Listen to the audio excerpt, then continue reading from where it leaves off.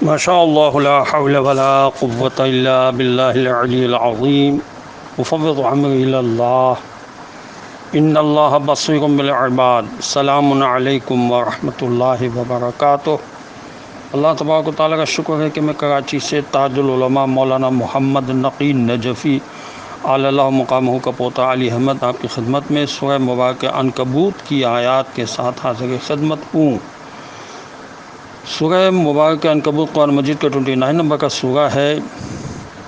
اس کی کچھ روحانی خصوصیات ہیں جو تفسیر مجموع البیان میں لکھی ہیں کہ رسول خدا صلی اللہ علیہ وآلہ وسلم نے ارشاد فرمایا جو مومن سورہ عنکبوت پڑھتا ہے اس کے حصے میں تمام مومنین و منافقین کی تعداد سے 10 گنا زیادہ حسنات لکھے جاتے ہیں، خاص طور پر اگر ماہ رمضان المبارک کی 23 کی شب کو یہ سورت پڑھی جائے۔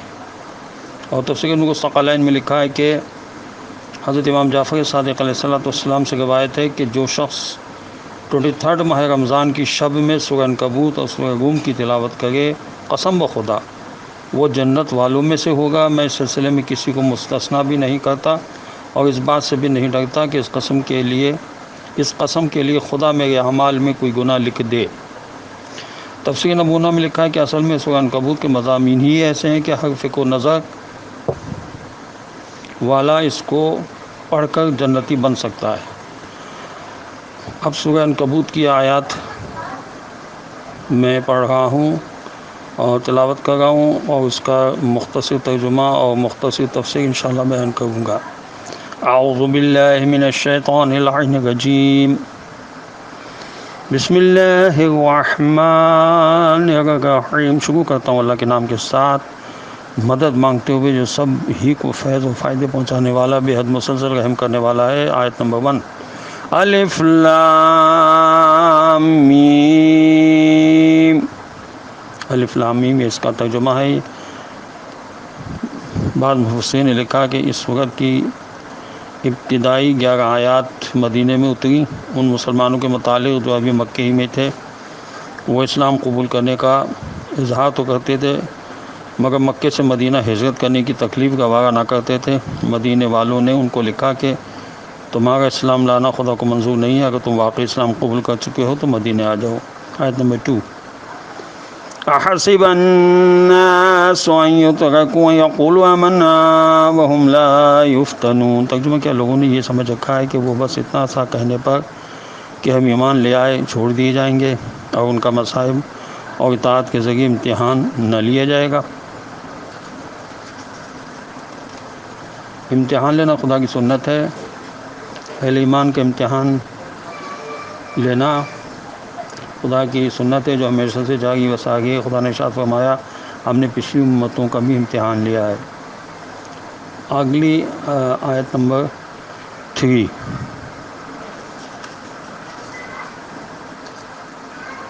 وَلَقَدْ فَتَنَّا الَّذِينَ مِن قَبْلِهِمْ فَلَيَعْلَمَنَّ اللَّهُ الَّذِينَ صَدَقُوا وَلَيَعْلَمَنَّ الْكَاذِبِينَ۔ ترجمہ، حالانکہ ہم ان سب لوگوں کا امتحان لے چکے ہیں جو ان سے پہلے گزرے ہیں، بس اللہ تو لازمی طور پر یہ بات ظاہر کر دے گا یا عملی طور پر جان لے گا کہ کون سچے ہیں اور کون لوگ جھوٹے ہیں۔ تاریخ میں ہمیشہ یہی ہوا ہے کہ جس نے ایمان کا دعویٰ کیا اس کو آزمائش کی بھٹی میں ڈال کر ضرور آزمایا گیا ہے، اس لیے کہ خدا کسی کو صرف زبانی دعووں پر نہیں نوازا کرتا۔ آیت مجیدہ کے تنزیلی مصداق اگرچہ محدود ہوں گے لیکن تعویلی مصداق قیامت تک آتے رہیں گے، اور جو بھی مومن کہلائے گا آیت مجیدہ کا عموم اس کے لیے آزمائش کی پیشکش کرتا رہے گا تاکہ پتہ چلے کہ اپنے دعوی ایمان میں ثابت قدم و سچا کون ہے اور جھوٹا کون ہے۔ حضرت امام موسیٰ کاظم علیہ السلام سے مروی ہے کہ مومنوں کو مصائب کی آگ میں جلا کر پرکھا جاتا ہے جس طرح سونے کو آگ میں ڈال کر تپاتے ہیں، اور آزمائش کے بعد مومن بھی اس طرح کھرا اور خالص ہو کر نکلتا ہے جس طرح آگ سے سونا کھرا ہو کر نکلتا ہے۔ اور خدا تو پہلے ہی سے کھرے اور کھوٹے کو جانتا ہے۔ آیت مجیدہ میں خدا کے جاننے کا مقصد یہ ہے کہ آزمائش سے کھرے اور کھوٹے کو الگ الگ کر دے، اور فرمایا اگر یہ امتحان و آزمائش صرف تمہارے لیے، اور فرمایا کہ یہ امتحان و آزمائش صرف تمہارے لیے نہیں ہے بلکہ گزشتہ انبیاء علیہ السلام اور ان کی امتوں کے حالات پڑھو، ان کو بھی آزمایا گیا اور سخت سے سخت امتحان لے کر آزمایا گیا ہے، پس مومن ہر دور میں ثابت قدم رہے اور اپنے موقف پر تا دم آخری قائم رہے، اور اس سلسلے میں انہوں نے جانی اور مالی ہر قسم کی قربانیاں بس اور چشم قبول کر لیں۔ بس مسلمانوں کو بھی اسلام اور اس کی تعلیمات کے تحفظ کے لیے ہر قسم کی قربانیوں کے لیے ہر وقت تیار رہنا چاہیے۔ تفسیر انوار النجف میں لکھا ہے۔ ایک سوال یہ پیدا ہوتا ہے کہ اللہ نے فرمایا لَيَعْلَمَنَّ اللَّهُ، یعنی ضرور ہے کہ اللہ یہ معلوم کرے۔ اس وقت سوال ہوتا ہے کہ اللہ کو تو سچے کا سچ اور جھوٹے کا جھوٹ پہلے ہی سے معلوم ہے، پھر امتحان لے کر انسان کا معلوم کرنے کی کیا ضرورت ہے؟ جواب یہ کہ صرف صلاحیت پر نہ جزا دینا جائز ہے نہ سزا۔ جزا اور سزا صرف اور صرف صلاحیتوں پر نہیں دی جاتی۔ ایک آدمی میں امین ہونے کی صلاحیت ہے اور دوسرے میں خیانت کی، ان دونوں کا جب تک امتحان نہیں لیا جائے، اور ایک سے امانت کا اور دوسرے سے خیانت کا جب تک عملاً ظہور نہ ہو جائے، اس کو جزا یا سزا دینا انصاف سے بعید ہے۔ اسی لیے خدا صرف اپنے علم غیب کی بنا پر سزا یا جزا نہیں دیتا، یہ بات خدا کے عدل کے خلاف ہے۔ خدا کے ہاں جزا و سزا عمل کی بنیاد پر ہوگی۔ یہ تفہیم القرآن میں علامہ مودودی صاحب نے بڑی اچھی طرح سے واضح کر دیا ہے۔ آیت نمبر 4، ام حسب الذین یعملون السیئات ان یسبقونا ساء ما یحکمون، تو جہاں کیا وہ لوگ جو برے کام کرتے ہیں یہ سمجھ بیٹھے ہیں کہ وہ ہمارے قابو سے باہر نکل کر بھاگ جائیں گے۔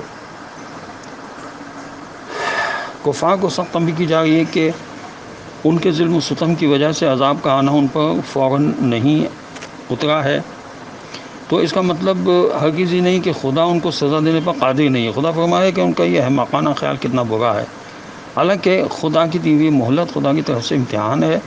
دراصل ان کو توبہ کرنے اور اصلاح کی مہلت ہے، جسے وہ احمق یہ سمجھ رہے ہیں کہ خدا بے بس معاذ اللہ ہو چکا ہے۔ اس آیت کے مخاطب ظلم کرنے والے ظالم حکمران کافر مشرک لوگ ہیں۔ یہ تفسیر نمونہ میں لکھا ہوا ہے۔ آیت نمبر 5، من کان یرجو لقاء اللہ فإن أجل اللہ لآت وهو السمیع العلیم۔ ترجمہ، جو کچھ بھی اللہ سے ملنے کی امید رکھتا ہے تو اس میں ہرگز کوئی شک ہی نہیں ہے کہ اللہ کا مقرر کیا ہوا وقت ملاقات بس آیا ہی چاہتا ہے، اور اللہ سب کچھ سننے والا اور جاننے والا ہے۔ خوف و رجا کے بارے میں تھوڑا سا میں بتا رہا ہوں کہ رجا کے معنی ہے رحمت خدا سے امید رکھنا۔ جو شخص دعوی رجا کرے اور اعمال بد تک نہ کرے وہ کاذب ترین انسان ہے، اور اس کی مثال ایسی ہے کہ زمین میں تخم پاشی بیج نہ بوئے اور پھل کی امید رکھے۔ یہ روح الحیات میں لکھا ہے۔ اور لقاء کے معنی ہیں اللہ سے ملاقات حسی، شعوری، باطنی ہے، کیونکہ موت کے بعد یا قیامت کے دن انسان کی آنکھوں سے مادیات کے پردے اٹھ جائیں گے اور انسان خدا کے جلووں کو دیکھے گا اور ان حقائق کو بھی دیکھے گا جو غیر مادی ہیں۔ بعض مفسرین نے لقاء سے مراد ملائکہ سے ملاقات لی ہے، بعض نے حساب کتاب مراد لیا ہے، بعض نے خدا کا حکم مراد لیا ہے، اور بعض نے روز قیامت مراد لیا ہے۔ یہ تفسیر نمونہ میں لکھا ہوا ہے۔ آیت نمبر 6، وَمَنْ جَاهَدَ فَإِنَّمَا يُجَاهِدُ لِنَفْسِهِ إِنَّ اللَّهَ لَغَنِيٌّ عَنِ الْعَالَمِينَ۔ ترجمہ، جو شخص بھی جہاد کرے یعنی بھرپور کوشش و نیکی کے لیے جد و جہد کرے گا تو وہ اپنے ہی فائدے کے لیے کرے گا، کیونکہ حقیقت یہ ہے کہ خدا تمام جہانوں سے بے نیاز ہے۔ جہاد کے معنی سخت بھرپور کوششوں کے ساتھ مقابلہ کرنے کے ہیں، چاہے وہ مقابلہ ہماری بری نفسانی خواہشوں کے ساتھ ہو یا کفار و مشرکین و منافقین یا برے لوگوں کے ساتھ ہو۔ اگر بری نفسانی خواہشوں سے مقابلہ ہو تو وہ جہاد اکبر کہلاتا ہے۔ اور حضرت امام موسیٰ کاظم علیہ السلام سے منقول ہے کہ جناب رسول خدا صلی اللہ علیہ وسلم نے لشکر اسلام کو جہاد پر بھیجا۔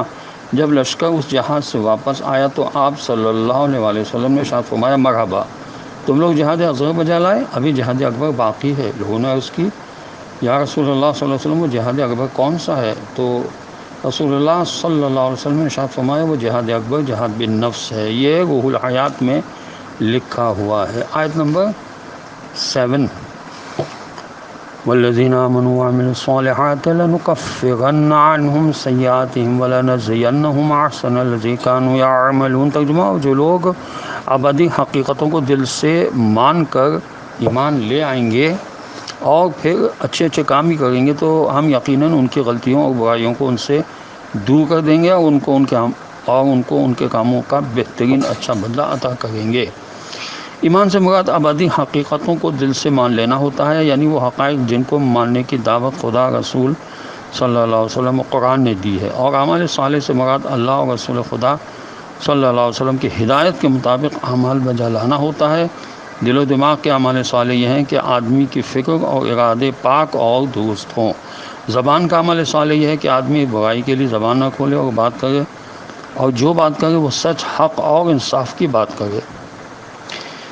جیسا کہ حدیث ہے کہ رسول خدا صلی اللہ علیہ وسلم نے ارشاد فرمایا، مسلمان وہ ہے جس کے ہاتھ اور زبان سے لوگ محفوظ رہیں۔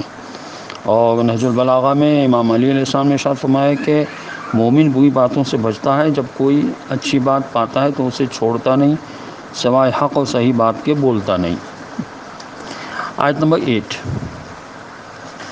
وَوَصَّيْنَا الْإِنسَانَ بِوَالِدَيْهِ حُسْنًا وَإِنْ جَاهَدَاكَ لِتُشْرِكَ بِي مَا لَيْسَ لَكَ بِهِ عِلْمٌ فَلَا تُطِعْهُمَا إِلَيَّ مَرْجِعُكُمْ فَأُنَبِّئُكُم بِمَا كُنتُمْ تَعْمَلُونَ۔ ترجمہ، اور ہم نے انسان کو ہدایت کی ہے کہ وہ اپنے ماں باپ کے ساتھ بھلائی کرتے ہوئے اچھا سلوک کرے، اور اگر وہ دونوں تم سے اس بات پر جھگڑا کریں کہ تم میرے ساتھ کسی اور کو میرا شریک ٹھہراؤ جس کے لیے تمہارے پاس کوئی صحیح علم تک نہیں ہو، تو اس بات میں تم ان کا کہنا نہ مانو، کیونکہ تم سب کے سب کو بالآخر میری ہی طرف پلٹ کر آنا ہے، پھر میں تم کو بتا دوں گا کہ تم کیا کچھ کیا کرتے تھے۔ تفسیر صافی میں لکھا ہے کہ جس کا تمہیں علم تک نہیں کا مطلب یہ ہے کہ جس بات پر تمہیں صحیح علم نہ ہو اس بات کی پیروی کرنا جائز نہیں ہے، چاہے اس کے غلط ہونے کا بھی پورا علم نہ ہو۔ اس سے آیت کی شان نزول یہ لکھا ہے کہ یہ آیت سعد ابن ابی وقاص کے بارے میں نازل ہوئی ہے، یہ مسلم، ترمذی اور نسائی میں لکھا ہوا ہے۔ 18 سال کی عمر میں سعد ابن وقاص نے اسلام قبول کیا۔ جب ان کی ماں کو معلوم ہوا تو اس نے کہا کہ جب تک تو محمد صلی اللہ علیہ وسلم کا انکار نہ کرے گا میں نہ کھاؤں گی نہ پیوں گی اور نہ سائے میں بیٹھوں گی۔ ماں کا حق ادا کرنا اللہ کا حکم ہے، اگر تم میری بات نہ مانے گا تو خدا کی بھی نافرمانی کرے گا۔ حضرت سعد سخت پریشان ہوئے اور رسول خدا صلی اللہ علیہ وسلم سے آگے سارا معاملہ بیان کر دیا۔ اس پر یہ آیت نازل ہوئی، ممکن ہے ان حالات سے دوسرے نوجوان مسلمان بھی گزر رہے ہوں، اسی لیے شاید سورہ لقمان میں بھی یہی مضمون سختی سے دہرایا گیا ہے۔ یہ تفسیر کبیر میں لکھا ہے۔ آیت نمبر 9، والذین آمنوا وعملوا الصالحات لندخلنہم فی الصالحین۔ ترجمہ، اور اب جنہوں نے اللہ اور رسول صلی اللہ علیہ وسلم کو دل سے مانا ہوگا اور اچھے اچھے کام بھی کیے ہوں گے، ان کو تو ہم لازمی طور پر نیک لوگوں میں شامل کریں گے۔ آیت نمبر 10، وَمِنَ النَّاسِ مَن يَقُولُ آمَنَّا بِاللَّهِ فَإِذَا أُوذِيَ فِي اللَّهِ جَعَلَ فِتْنَةَ النَّاسِ كَعَذَابِ اللَّهِ وَلَئِن جَاءَ نَصْرٌ مِّن رَّبِّكَ لَيَقُولُنَّ إِنَّا كُنَّا مَعَكُمْ أَوَلَيْسَ اللَّهُ بِأَعْلَمَ بِمَا فِي صُدُورِ الْعَالَمِينَ۔ ترجمہ، اور انسانوں میں کچھ ایسے بھی ہوتے ہیں جو کہتے ہیں کہ ہم نے اللہ کو دل سے مان لیا ہے، مگر اس کے بعد جب اللہ کی راہ میں اسے کوئی تکلیف پہنچائی جاتی ہے تو وہ لوگوں کی پہنچائی ہوئی مصیبتوں کو اللہ کی سزا جیسا سمجھتا ہے۔ اب ایسے میں اگر اللہ کی مدد آ جاتی ہے تو وہی لوگ کہنے لگتے ہیں کہ ہم تو تمہارے ہی ساتھی تھے۔ کیا دنیا جہان والوں کے دلوں کا حال خوب اچھی طرح سے اللہ کو معلوم نہیں ہے؟ تفسیر فصل الخطاب میں لکھا ہے کہ نیک لوگ تو معصومین علیہ السلام ہی ہو سکتے ہیں، کیونکہ وہ کوئی برا کام نہیں کرتے اور کام خلوص و نیک نیتی سے انجام دیتے ہیں۔ اب جو شخص جس حد تک ایمان اور اچھے عمل میں معصومین علیہ السلام جیسا ہوگا اتنا ہی لوگوں کے قریب ہوگا اور ان کے ساتھ مشہور ہونے کا مستحق قرار پائے گا۔ یہ تفسیر فصل الخطاب میں علامہ علی نقی صاحب نے لکھا ہے۔ آیت نمبر 11، وَلَيَعْلَمَنَّ اللَّهُ الَّذِينَ آمَنُوا وَلَيَعْلَمَنَّ الْمُنَافِقِينَ۔ ترجمہ، اور اللہ تو لازم طور پر یہ معلوم کر کے ہی رہے گا کہ خدا اور رسول صلی اللہ علیہ وسلم کو دل سے ماننے والے مومن کون ہیں اور منافق ایمان کے جھوٹے دعوے دار کون ہیں۔ آیت نمبر 12، وَقَالَ الَّذِينَ كَفَرُوا لِلَّذِينَ آمَنُوا اتَّبِعُوا سَبِيلَنَا وَلْنَحْمِلْ خَطَايَاكُمْ وما هم بحاملین من خطاياهم من شيء انہم لکاذبون. ترجمہ. اور یہ کافر حق کے منکر ایمان لانے والوں سے کہتے ہیں کہ تم ہمارے طریقے کی پیروی کرو، ہم تمہاری خطاؤں اور گناہوں کو اپنے اوپر اٹھا لیں گے، حالانکہ وہ ان کی خطاؤں کا ذرا سا حصہ بھی اپنے اوپر لادنے والے نہیں ہیں، یقیناً وہ بالکل جھوٹے ہیں. آیت نمبر 13. وَلَيَحْمِلُنَّ أَثْقَالَهُمْ وَأَثْقَالًا مَعَ أَثْقَالِهِمْ وَلَا يُسْأَلُنَّ يَوْمَ الْقِيَامَةِ عَمَّا كَانُوا يَفْتَرُونَ. ترجمہ. اور یہ حقیقت ہے کہ وہ خود اپنے گناہوں کے بوجھ بھی اٹھائیں گے اور اپنے بوجھوں کے ساتھ دوسرے بہت سے بوجھ بھی اٹھائیں گے، کیونکہ انہوں نے دوسروں کو بھی گمراہ کیا تھا، اس لیے ان کے گناہوں کا بوجھ بھی ان کو اٹھانا پڑے گا، اور ان سے قیامت کے دن بڑی سخت بعض پرس حساب کتاب اور پوچھ گچھ ہوگی ان غلط جھوٹی باتوں پر جو وہ گڑھا کرتے تھے.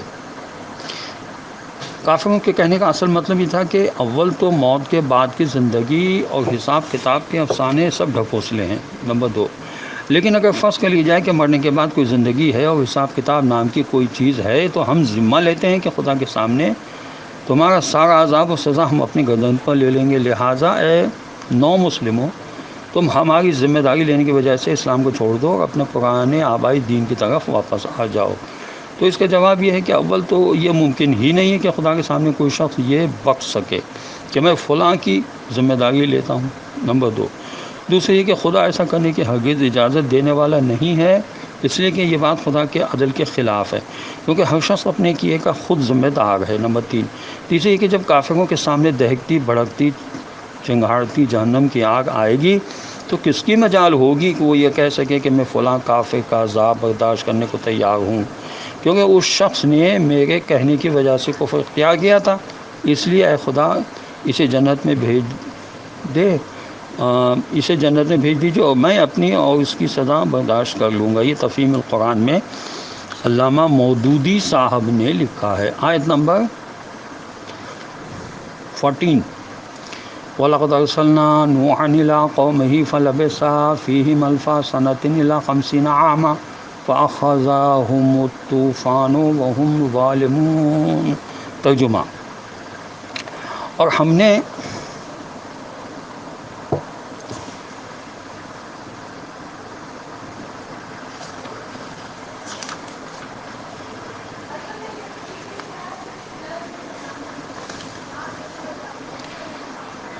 یہ تھوڑا سا معاملہ آگے بڑھ گیا ہے، ہمیں تو آیت نمبر 13 تک کی تفسیر بیان کرنا تھی، اس لیے میں اس آیت کے بارے میں انشاءاللہ اگلی آڈیو میں بیان کروں گا. خداوند عالم کی بارگاہ میں دعا ہے کہ پروردگار ہمیں قرآن پڑھنے، سمجھنے اور اس پر عمل کرنے کی توفیق نصیب کرے، اور وارث قرآن حضرت امام زمانہ اجل اللہ تعالی فرج الشریف کے ظہور میں خدا تعجیل فرما دے اور ہمیں ان کے اعوان و انصار میں شامل ہونے کی توفیق نصیب ہو. وآخر دعوانا ان الحمد للہ رب العالمین وصلی اللہ علی محمد وعلی آلہ الطیبین الطاہرین المعصومین المظلومین. والسلام علیکم ورحمۃ اللہ وبرکاتہ.